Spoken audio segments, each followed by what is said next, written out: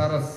సరస్ అంటే sale of articles of rural artisan society. గ్రామీణ ప్రాంతంలో ఉన్నటువంటి మహిళా తల్లులు తయారు చేసినటువంటి వస్తువులు అమ్ముకోవడానికి అనువైనటువంటి ఒక ప్లేస్ ని ఇవ్వడానికి ఏర్పడినటువంటి సొసైటీ, అది సరస్. ఉచితంగా 300 పైగా దేశంలో వివిధ రాష్ట్రాల నుంచి వచ్చినటువంటి మహిళల్ని వాళ్ళు తయారు చేసినటువంటి వస్తువులకు మంచి డిమాండ్ రావాలని అడ్వర్టైజ్మెంట్ ద్వారా ఇంకా వారి వస్తువులకు డిమాండ్ పెరిగి ఇంకా 100 మందికి ఉపాధి కల్పించే అవకాశాన్ని ఇవ్వాలన్నటువంటి ఉద్దేశంతో ఈరోజు సరస్సు ఏర్పాటు చేశారు. దీనికి చంద్రబాబు నాయుడు గారు వెనకుండి అన్ని నడిపించారు. మొట్టమొదటి నుంచి చంద్రబాబు నాయుడు గారిని నేను 35 సంవత్సరాలుగా పరిపాలనలో చూశాను, ఇప్పుడు రాజకీయంలో కూడా చూస్తున్నాను.